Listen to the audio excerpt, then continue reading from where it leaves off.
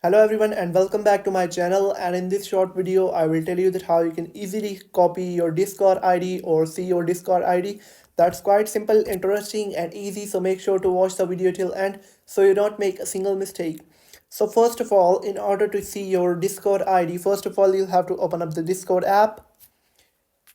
and once you're on this page you'll have to tap on you on the bottom right to head over to your profile, and then tap on the gear icon on the top right to head over to the settings. Now once you're on this page, you'll have to scroll down all the way until you find advanced. Once you have found it, tap on advanced and you'll be able to find an option of developer mode on the top. All you'll have to do is to toggle this on and then go back.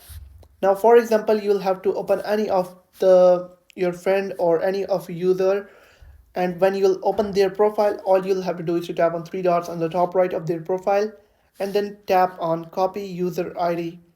and then you can easily paste the user ID on any clipboard or any chat, and you'll be able to see the Discord ID of that particular person or particular user.